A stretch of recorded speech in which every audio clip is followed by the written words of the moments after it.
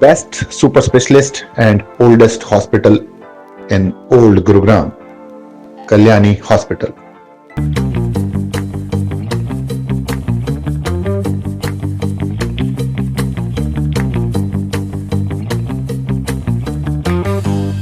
नमस्कार। बीएसएन बिल्कुल सटीक न्यूज़ के हेल्थ एपिसोड में फिर एक बार आपका स्वागत है।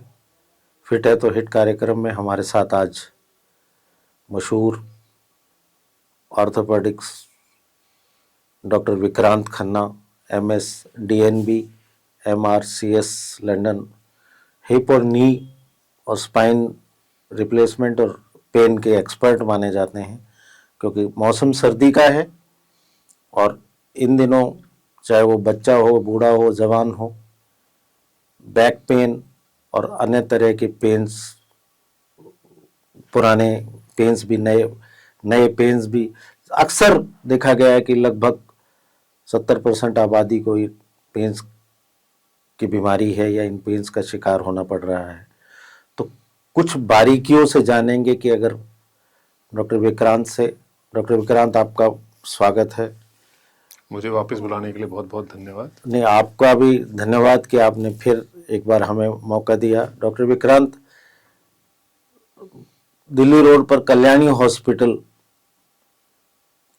के बहुत माने हुए डॉक्टर हैं और इनका नाम है, पेशेंट्स इनके नाम पर ही बहुत विश्वास करते हैं।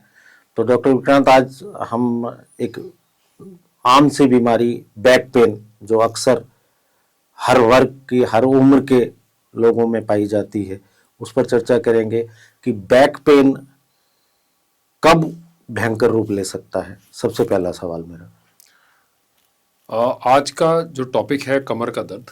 कमर का दर्द हर उम्र के, हर वर्ग के लोगों को होता है जी। कमर का दर्द होने के कारण बहुत कुछ चुनिंदा कारण है जी। उम्र के साथ के कमर के दर्द को भी एक मैं कवर करना चाहूँगा। तो कमर का दर्द मतलब कमर में दर्द आना, और इसी से एसोसिएटेड अगर टांगों में दर्द जा रहा है या करंट सा महसूस हो रहा है या बेचैनी सी महसूस हो रही है तो उसको शायटिका कहा जाता है, तो वो भी कमर से ही संबंधित होता है। जी। दूसरा, अगर कमर का दर्द, आप कुछ काम करते कमर का दर्द आ रहा है, कुछ वजन उठा रहे हैं कमर का दर्द आ रहा है, झुक रहे हैं फिर कमर का दर्द आ रहा है, जी, तो वो मैकेनिकल पेन हो जाता है। दूसरा, कमर का दर्द अगर है, आपको बैठे बैठे दर्द अपने आप शुरू हो गया और जो दर्द की दवाई से भी आराम ना आ रहा हो। तीसरा, कमर का दर्द है कोई चोट से संबंधित हो। जी। इसके अलावा कमर के दर्द के कारण और हैं, वो हैं कुछ कमजोरियां अगर हो रही हो, जैसे वृद्धावस्था में या फिर 50 के बाद विटामिन डी और B12 की कमी के बहुत ज़्यादा कारण होते हैं। पोस्ट मेनोपॉज होने के, पीरियड्स खत्म होने के बाद में विमेन में बहुत आम होता है, हड्डियां बहुत कमजोर हो जाती हैं, ऑस्टियोपोरोसिस हो जाता है, उससे पेन्स आते हैं, तो दर्द की दवाइयां बहुत ही टेम्पररी काम करती हैं। और फिर आता है लैक ऑफ एक्सरसाइज पेन्स, जो कि जवानों में जनरली होता है। अब अगर मैं बाकी के 3 जो मोटे कारण हैं उनको कवर करूं, तो अगर झुक के हम काम कर रहे हैं और वजन उठा रहे हैं और एकदम से दर्द आ रहा है, तो उसमें उसका होने का ट्रीटमेंट भी एक है और बचने का तरीका भी एक है। वो है कि थोड़ी थोड़ी एक्सरसाइजेस करते रहें, और जब भी झुक के कुछ उठा रहे हैं हमेशा कोर को एंगेज करना सीखें, ताकि उठाते वक्त कमर पे सारा लोड ना आए, लोड कमर पे ना आए। जी। दूसरा, अगर हम कुछ बैठे बैठे अपने आप दर्द शुरू हो रहे हैं, तो अगर बैठे बैठे दर्द शुरू हो रहे हैं तो आपको एक डॉक्टर को दिखाने की जरूरत है, क्योंकि हमारे देश में बैठे बैठे दर्द अगर उठ रहे हैं तो बहुत सारे और कारण हो सकते हैं जिसको आगे फर्दर इवैल्यूएट करना चाहिए। उसमें से हमारे जिस बेल्ट में हम रहते हैं यहाँ पे इन्फेक्शन बहुत कॉमन है। और तीसरा कारण एक आता है चोट लगने के बाद। चोट लगने के बाद भी डॉक्टर को दिखा के उसको इवैल्यूएट करना इंपॉर्टेंट होता है, और उससे भी एसोसिएटेड क्या करना चाहिए वो आगे हम डिस्कस करेंगे। डॉक्टर विक्रांत, एक चीज आम देखी गई है कि अचानक जैसे ही ठंड बढ़ती है और अचानक कमर में दर्द की शिकायतें शुरू हो जाती हैं, तो ये कमर का दर्द और ठंड का रिलेशनशिप क्या है? तो ठंड में या सडन ड्रॉप ऑफ टेम्परेचर्स में या चेंज इन वेदर में एकदम से ठंड सर्द हो जाए या बारिश आ जाए, गर्मी चल रही है जी बारिश हो जाए, जी सडन जी ड्रॉप ऑफ टेम्परेचर होता है। सो उसमें हाउ टू पुट इट कि मसल्स थोड़े से स्टिफ हो जाते हैं। तो स्टिफनेस ऑफ मसल्स होती क्यों है? क्योंकि द आयन एक्सचेंज जो है वो एट अ मॉलिक्यूलर लेवल थोड़े से चेंजेस होते हैं, ठीक। इसकी वजह से स्टिफनेस ऑफ मसल्स आती है। अब स्टिफनेस ऑफ मसल्स से हमें जो रेगुलर करने की अगर आदत है, हम जो कुछ कुछ स्ट्रेचेस और एक्सरसाइजेस करते रहते हैं तो दिक्कत नहीं आएगी। अगर नहीं करते हैं क्योंकि स्टिफ हो गई है, जो स्टिफनेस नहीं थी, और हम कुछ काम ना भी करें तो पेन आ जाएगा। एक डॉक्टर विक्रांत, एक और चीज जानना चाहूँगा कि अचानक अगर आजकल जिस तरह के काम रह गए हैं, जिस तरह की यंग जनरेशन सिर्फ बैठ के लैपटॉप या कंप्यूटर पे काम करती है, बहुत देर तक बैठने के बाद जब वो उठने की स्थिति होती है तो कमर के दर्द या बैक पेन की शिकायत होती है। कई बार देखा गया है कि लोगों को हाथ करके वो खड़े होते। ये क्या है, इसमें क्या सावधानी बरतनी चाहिए? आ, इसको भी मसल फटीग ही कहेंगे कि एक ही जी पोजीशन में बैठे बैठे एक पर्टिकुलर लेंथ पे मसल अगर बैठी रह गई है तो वो उसी की हो गई है। फाइनली उसको वापस सीधा होने के लिए जी उनको एक तो पकड़ के यूं पकड़ के 2 मिनट लग जाएंगे सीधे होने में। क्यों? जी क्योंकि एक पर्टिकुलर पोस्चर में बैठे रहे। बैठे। इसकी सावधानी जो हम बार बार कहते हैं कि थोड़ी सी स्ट्रेचेस और एक्सरसाइज करते रहें, पोस्चर करेक्ट रखें, और कभी भी एक ही पर्टिकुलर पोजीशन में 10-15 मिनट से ज्यादा ना बैठें। मतलब हल्का सा मूवमेंट लेते हैं। कोई मूवमेंट, कोई जरा सा, जैसे मैं ही बैठा हूं, मैं इतनी देर में थोड़ी देर में हाँ। मैंने बदल लिया है। तो बाकी सबको भी यही नसीहत दी जाती है कि चेंजेस करते रहें ताकि आपके लिए अच्छा रहे। मतलब उसमें लगातार बैठने से स्टिफनेस आ जाती है, जिसकी वजह मसल से एक ही लेंथ में बैठी हुई वो स्टिफ हो जाती है, वहां पे स्पैजम्स हो जाते हैं, फिर पेन्स बढ़ते हैं। डॉक्टर विक्रांत, एक थोड़ा सा आपसे रिलेटेड क्वेश्चन है कि कमर के दर्द की जो शिकायत है, कब डॉक्टर को संपर्क करना चाहिए? कितने किस लेवल पे? कमर का दर्द बहुत आम है। कमर जी का दर्द सच बताऊं तो मेरे को भी होता है। जी और कमर के दर्द का डॉक्टर को कब दिखाएं, बहुत उम्दा क्वेश्चन पूछा है आपने। सो सबसे पहला, अगर कमर का दर्द, जैसे बताया मैंने कि अपने आप बैठे बैठे दर्द शुरू हो रहा है, बैठे बैठे मतलब आप नॉर्मल जिंदगी जी रहे हैं, कुछ आपने एक्स्ट्रा नहीं किया, कुछ ऐसा लैक ऑफ एक्सरसाइज या कुछ नहीं है, थोड़ा बहुत करते रहते हैं, उसके बावजूद पेन है, और वो पेन नॉन मैकेनिकल है कि आप लेट रहे हैं तो भी दर्द है, बैठ रहे हैं तो भी दर्द है, तो 100% डॉक्टर के पास जाना है। सेकंड, कमर का दर्द है, आपने थोड़ी सी गर्म पानी से सिकाई कर लिया, थोड़ा ट्यूब लगा लिया, थोड़ा फिजियोथेरेपी कर ली, थोड़े मसल रिलैक्सेंस ले लिए हैं, जितना आप घर के थोड़ा बहुत कर सकते हैं, उसके बावजूद थर्ड डे पेन है, मेरे पास आना है आपने। थर्ड, अगर कमर के दर्द से एसोसिएटेड टांगों में आपको करंट सा लग रहा है, टांगों में खिंचाव आ रहा है, सुनपन आ रहा है, आपने मेरे पास आना है। सिमिलरली, ट्रॉमा के बाद, चोट के बाद, या कुछ वजन उठाया जिसकी आदत ना हो, बहुत भारी, कभी कभार आटा की बोरी उठा लेते हैं, कभी कुछ बाल्टी उठा ली जो भारी है, कुछ ऐसा उठाया जो मोर देन 30-40 जिसकी आदत नहीं, वेट उठा लिया, अचानक झटका लग गया। हाँ जी, उसको ऐसा कुछ है, then you need a doctor immediately. And fifth, more importantly, कभी कभार कमर के दर्द या ऐसे करने के बाद चलते चलते आपको लग रहा है कि चप्पल स्लिप हो गई है, जी जी जैसे नर्व इन्वॉल्वमेंट जिसे कहा जाता है, डिस्क नर्व इन्वॉल्वमेंट कहा जाता है, जी। That's when you need to see a doctor. तब डॉक्टर को दिखाना तुरंत बहुत अनिवार्य है। डॉक्टर विक्रांत, वैसे तो एक आम धारणा है कि हमारे देश में 4 में से हर 3 आदमी डॉक्टर हैं, खुद का इलाज खुद ढूंढ लेते हैं, और अक्सर ऐसी चीज़ों, कमर में दर्द हुआ, बैक पेन हुआ, नी पेन हुआ, ऐसी बहुत सारी चीज़ें हैं, खुद ही दर्द निवारक दवा ढूंढ लेते हैं। तो ये कितनी हार्मफुल है, कितनी सहायक हो सकती है? ऑनेस्टली कोई अपने आप खुद से मसल रिलैक्सेंस तो नहीं लेने चाहिए, कोई पेन किलर्स भी नहीं लेने चाहिए, क्योंकि उनसे डायरेक्ट अफेक्ट कहीं ना कहीं तो आता ही है, किडनीज पे भी आता है।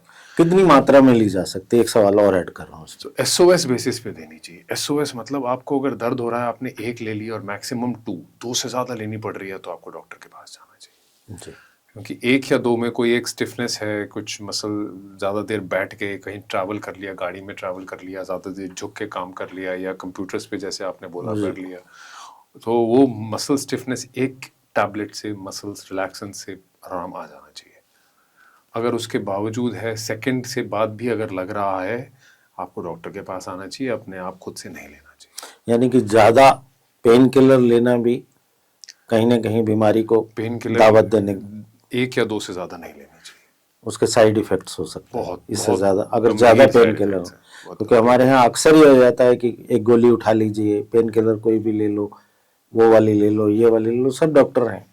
अच्छा ये ली थी, नहीं जरा तूने वो नहीं ली होगी, तो वो सब डॉक्टर हैं हमारे यहाँ। खैर इलाज तो बहुत जल्दी मिल जाता है, डॉक्टर को कंसल्ट भी नहीं करना पड़ता। मैं एक बार और जानना चाह रहा हूँ कि पेन, जो बैक पेन है, ये किस, आजकल तो मेरे ख्याल से यंग एज में भी ज़्यादा बैक पेन की शिकायत आ रही है, आप बेहतर बता सकते हैं। और किस, मतलब क्या गंभीर परिणाम हो सकते हैं, लास्ट स्टेज क्या है, ऐसी कोई ऐसा केस आपको? स्टेजेस तो बहुत सारी हैं। फर्स्ट स्टेज जनरली जो आता है वो पेन के साथ ही आते हैं जी। और जनरली जो बैक पेन वाले होते हैं वो लापरवाही वाले होते हैं, जो अपना ख्याल नहीं रखते, रख नहीं पा रहे फॉर वट एवर रीज़न, किसी भी कारण से, और एक्सरसाइजेज नहीं कर रहे। कुछ सप्लीमेंट्स जो बहुत आजकल अब सबको पता चल रहा है, विटामिन डी और B12 और लेना चाहिए, कैल्शियम बीच बीच में लेना चाहिए। अब बहुत प्रचलित हो गया है कि विटामिन डी लेना चाहिए, धूप में बैठना चाहिए और दूध दही लेना चाहिए, अगर वो भी नहीं ले पा रहे हैं। सो सबसे पहले पेन के साथ आते हैं। पेन में अगर आप बैक पेन है, आप थोड़ी सी एक्सरसाइजेज वगैरह शुरू कर देते हैं, मसल रिलैक्सेंस अपने आप ले लेते हैं, तो आपको डॉक्टर के पास आने की जरूरत ही नहीं है अगर आप जी ठीक हैं जी तो। जी। और फर्स्ट स्टेज यहीं पे रुक जाएगी। इसके बावजूद भी अगर पेन है और आप डॉक्टर के पास नहीं जा रहे हैं, अपने आप ही सेल्फ ट्रीटमेंट भी कर रहे हैं पर हो नहीं पा रहा है, जी। आप मसल रिलैक्सेंस कहीं से भी ले लेते हैं, अगर पेन किलर्स ले लेते हैं, and modification of lifestyle modification है, एक्टिविटी मॉडिफिकेशन है, नहीं हो रहा है, तो सेकंड स्टेज में वो परपेचुअल पेन, कि नॉन स्टॉप हर टाइम पेन रहता ही रहता है, और वो इवेंचुअली फिर ऊपर और नीचे भी ट्रैवल कर जाता है, ऊपर भी जाएगा। जी। फिर नेक्स्ट स्टेज में वो डिस्क डिजीज में बन जाएगा, कि वो कहते हैं कि डिस्क हो गई जी, शार्टिका हो गया जी, जो ये नेक्स्ट स्टेज वही होती है। एंड देन लास्ट स्टेज होती है, लास्ट कहूँ या सेकंड लास्ट कहूँ, कि उसमें फिर न्यूरोलॉजिकल डेफिसिट्स आ जाती हैं, कि हाथ पैर चलने में दिक्कतें आने लग जाएंगी। मतलब उसका रिलेशन, न्यूरोलॉजिकल का भी रिलेशन कमर दर्द से हो सकता बिल्कुल है? जी, बिल्कुल, क्योंकि डिस्क हमारी कमर में ही होती हैं, और कमर दर्द मतलब जो डिस्क को बचा के रखने की जो मसल्स हैं जी। वो गिव अप कर रही हैं। तो स्टार्ट उसी से होता है कि मसल्स कमजोर पड़ रही हैं, कमजोर पड़ते पड़ते उस लेवल पे आ गए कि डिस्क डिजीज हो गई, डिस्क डिजीज उतना लेवल पे जाते जाते नस पे प्रेशर आ गया, और फिर खत्म। डॉक्टर प्रियांत, आपसे एक चीज़ और जानना चाहूँगा कि आपने पोस्चर चेंज की बात की थी अभी थोड़ी देर पहले, कि आप लगातार बैठे हैं, क्योंकि आजकल की जो वर्किंग है यंगस्टर्स की, वो इसी टाइप की है कि वो घंटों बैठ के एक ही पोस्चर में काम करते हैं। तो अब बैठे बैठे आप हमारे दर्शकों को ये दिखा दें कि भाई पोस्चर को किस तरीके से चेंज किया जा सकता है, तो ये ज़्यादा beneficial very good question. There is no right way, कोई सही उसका तरीका नहीं है जी। कि कैसे बैठना है कैसे नहीं बैठना, क्योंकि हम एक पर्टिकुलर पोजीशन में यूं कोई नहीं कभी भी सारा टाइम नहीं बैठ सकता। तो एक ही चीज जो हम कर सकते हैं, क्योंकि आप हर कोई आजकल फोन्स और लैपटॉप्स में और कंप्यूटर्स पे है, और सारा टाइम या तो यूं है या यूं है, तो एक हर 5 से 10 मिनट में गर्दन की भी थोड़ी थोड़ी ऐसे ऐसे मूवमेंट करते रहें, ऊपर नीचे करते रहें, थोड़ा ऐसे सीधा बैठ गए, थोड़ा लेफ्ट लीनिंग हो गए, राइट पोजीशन लीनिंग हो गए, लेफ्ट कोई पोजीशन यूं हो गए, वापस यहीं बैठे बैठे यूं हो गए, बस चेंज करते रहना बहुत इंपॉर्टेंट है, स्पेशली नेक को, क्योंकि बैक को तो यूं यूं करके हर कोई कर लेता है, नेक पर फिर भी नॉन स्टॉप ऐसे ही रहती है, तो नेक को भी यूं थोड़ा ऊपर नीचे कर लिया, यूं रोटेट कर लिया। ड्राइवर्स में भी बहुत कॉमन है नेक पेन जी। तो नेक को भी मूवमेंट करते रहना बहुत इंपॉर्टेंट होता है। तो ये एक चीज़ और जानना चाहूँगा, देखिए आम चीज़ें तो वैसे तो पुरानी एक बातें हैं कि कहा जाता है कि शरीर में अगर किसी चीज़ की डेफिशिएंसी आ जाए तो शरीर खुद बता देता है। yes. तो मैं, आपने D3 या B12 की बात की, तो कब जांच का क्या क्राइटेरिया होना चाहिए, कितने समय में ये जांच करा लेनी चाहिए कि डेफिशिएंसी किस चीज़ की बढ़ रही है या कोई चीज़ ज़्यादा हो रही है या कम हो रही है? जांच का नो फिक्स्ड क्राइटेरिया कि कब कराना है कब नहीं कराना है, बट ईयरली वो एक बार करा लेना चाहिए, जो सिर्फ विटामिन डी B12 नहीं, बाकी चीज़ें भी, जैसे आजकल CBC या SAR वगैरह होते हैं। सेकेंडली, विटामिन डी और B12 पहले बहुत माना जाता था कि विटामिन डी हम धूप में बैठें और दोपहर की धूप में बैठ के बहुत अच्छा बनता है, पर फिर भी देखा गया है कि इट्स नॉट इनफ। ये हमारी जो बॉडी को जितना चाहिए उस मात्रा में प्राप्त नहीं होता है जी तो विटामिन डी सप्लीमेंटेशंस तो नीडेड होती है जी। सिमिलरली, अगर आप वेजिटेरियन डाइट है, आप शाकाहारी खाते हैं, बिल्कुल भी मांस मच्छी नहीं खाते हैं, तो B12 की भी कमी होएगी। तो B12 के भी सप्लीमेंट्स खुद से ले सकते हैं थोड़े बहुत। कभी कोई भी कंपनी का नाम तो नहीं लूंगा मैं, किसी भी कोई भी कंपनी का आप ले सकते हैं। महीने में 5-7 दिन 10 दिन ले लिया बहुत है।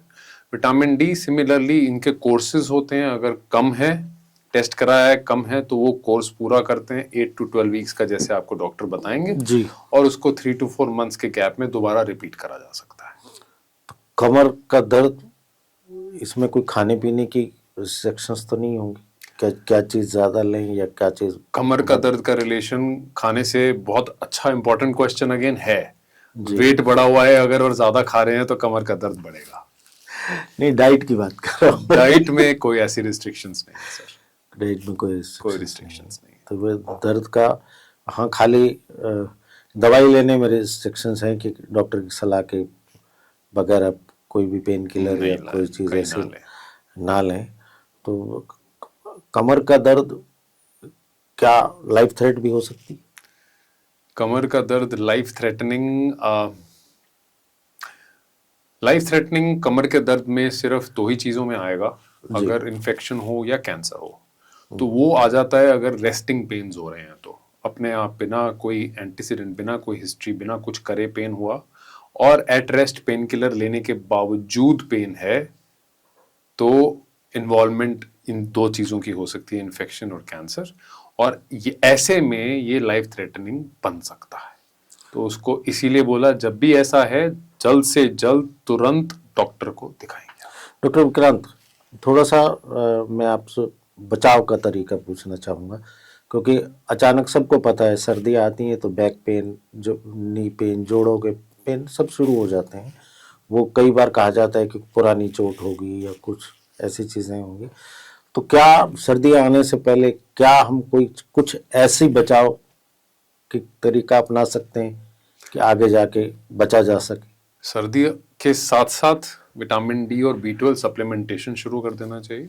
और दूसरा, हमारा एक बड़ा रहता है, सर्दियों में आके हम खाते पीते बहुत हैं। जी, हेल्दी खाते पीते हैं, खाली खाते पीते नहीं। रेवड़ी है, गुड़ है, और गोंद के लड्डू आ जाते हैं हमारे बहुत, तो हेल्दी कह सकते हैं, पर उससे वो मोटापा बड़ा बढ़ाते हैं, तो उससे पेन्स उससे भी आ सकते हैं। तो रिस्ट्रिक्टेड खाएं, बहुत अच्छी चीज़ है खाना, खून भी बढ़ाता है, रिस्ट्रिक्टेड खाना चाहिए। एंड थर्ड, थोड़ी थोड़ी एक्सरसाइजेज जिससे कि बॉडी गर्म रहे, जैसे कोई सा भी योगा किसी प्रकार का शुरू कर सकते हैं, वॉक थोड़ी सी बढ़ा सकते हैं, थोड़ा घर पे ही वॉक करते रहें, स्ट्रेचेस और योगा करते रहें, ताकि कभी दर्द ही ना आए। और वो शुरुआत हो जाना चाहिए सर्दियों के, जैसे ही बारिशें ख़त्म होती हैं तभी कुछ टाइम में सर्दियाँ शुरू हो जाती हैं, तो तब शुरू कर दें ताकि दर्द दोबारा ना आए। तो डॉक्टर विक्रांत, आज आपने बहुत सारी जानकारी हमें दी कमर के दर्द, कमर से जुड़ी बीमारियों से। तो आगे भी हम आपकी सेवाएं लेते रहेंगे और आप हमें मार्गदर्शन करते रहेंगे। धन्यवाद, आप हमारे स्टूडियो में आए और कमर दर्द पे हमने अपने दर्शकों को जानकारी दी। आपका एक बार फिर दोबारा धन्यवाद।